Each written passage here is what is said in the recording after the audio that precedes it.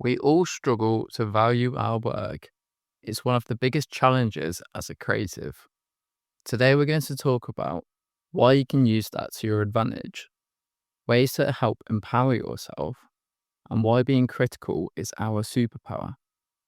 Hello, welcome back to the show. I'm Tommy, and welcome back to TR Street Mag, the show that teaches you practical ways to improve your photography, inspires your next shot, and helps you grow as a photographer. Being critical is your asset. Valuing your work can be the difference between you living your dream and you watching someone else live your dream. There's no in between unless you take the steps to get there. But let's talk about why that can act as your superpower. The thing is, the greatest artists in their niche, who produce some of the world's greatest work, are often perfectionists in their craft. Being critical is their greatest asset, and that's why it can be yours too. Of course, the downsides of being critical can be that you feel like you're holding yourself back, and that can very much be the case, but it's okay to want to do more and to want to do things differently. This is something I'm telling you because I struggle with it too, but I'm learning to divert that energy into my greatest asset. Why? Because your own critique is the most valuable asset to you. If you love your work, you won't be as bothered if someone else doesn't like it, because love spreads and negativity doesn't. Knowing your standards are high means you know you are worthy of creating art that triggers that same feeling in the viewer.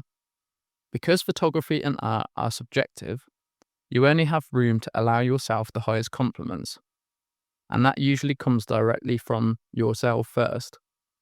I can speak for others when I say it's something you will work on for the most of your life, but it's good to start trusting that feeling. It all starts with a new perspective. Perspective is everything in the way we create our work. We need music, art galleries, museums, and exercise to drive our inspiration and fuel our motivation. Most of the time, these perspective shifts are needed in order to create your next piece of work. So you might be asking yourself, well, where do I start? Start by changing your scenery. You can start working in a space hired for creatives because it is important to network with other people who are creating. Maybe you get an idea from a conversation you had, or find a nice quiet cafe. You stick some headphones on and you go off to work. It's a psychological factor that's proven to be effective and boosts productivity and works especially well for myself. Alternatively, there are other important ways we can change our perspective, such as exercise. I can't speak enough how 30 to 60 minutes a day has helped me regulate my mind and body over the last year. It's important to keep your energy flowing as a creative, and it's something I need to do more of myself. So if that's something you struggle with, start with little steps and you'll soon feel the benefit. You know, you've heard the saying before, happy body, happy mind, happy life. It's not procrastination if it directly benefits your work. So I encourage you to look for ways to wind down. Often our best and most creative ideas come from changing our perspective. It can help you to think in different ways that you didn't before. Changing how you think has a direct impact on how you value your work. If you think big, you'll attract big opportunities. If you think small, but your inner drive tells you that you want success, then maybe you need to make changes in order to attract what you want. Another saying that I often hear is work less, do more. Sounds contradictory, right? It's actually a productivity philosophy based on the 80-20 principle, stating that 80% of effects come from 20% of causes, which means a small portion of your efforts yield the majority of your results. So to apply this to this scenario, don't just expect people to instantly value your work. You need to find your niche and your people. But like we just spoke about, if we do things that bring us joy, like changing our perspective and looking at things from a new angle, embrace new experiences, or even take more breaks, go on more holidays, and travel more, those breaks, we will often find new ways to inspire our work and effectively increase our self-value. Do more of the things you love in order to find more efficiency in your work and productivity output. Chase authenticity and originality. Staying true to yourself is the biggest key to value in your work. And this is why I reiterate that that is your strength. Lots of people will sell you the idea that your work is for everyone. Anyone would buy your work. But that's not true, because not everyone will buy your work. Some people will love it and some people will hate it. And that's how you know that your work is good. I don't want my work to resonate with everyone, because it only speaks to those who are aligned with it. If someone doesn't align with your work and you feel down about it, just remember that you enjoyed creating that piece of work. So the only person who you should be valuing the most is yourself. Follow your inner voice. It will reduce your fear of being judged by others. Become a magnet for your audience.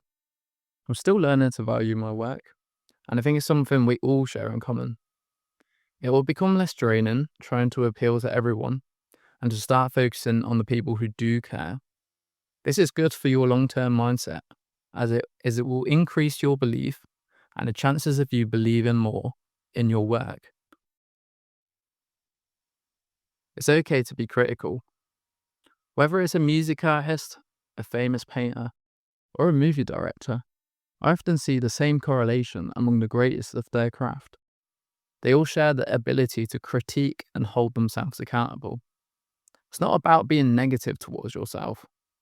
While having higher standards than others, you want your work to be under the right people, the right environment, and you want to feel valued for what you create. So hold a space for that self-critique. I've noticed over the last year that my hit rate as a photographer, and if you don't know, a hit rate just means how many photos out of 10. So say out of 10 photos, it used to be a 4 and now it's an 8.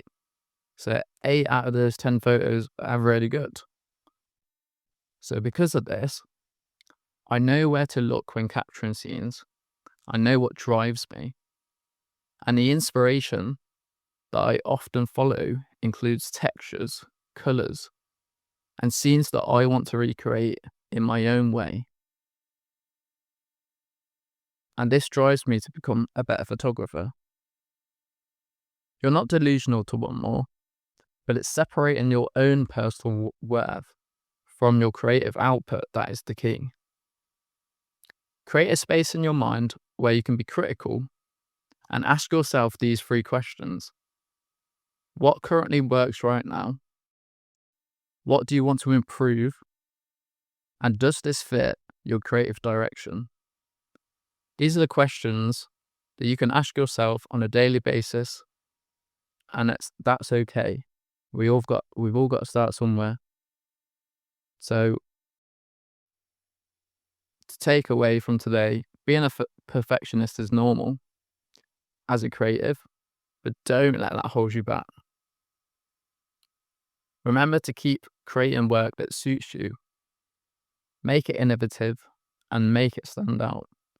Don't feel boxed in, and remember that it all starts with your inner drive. Thank you for listening to today's episode.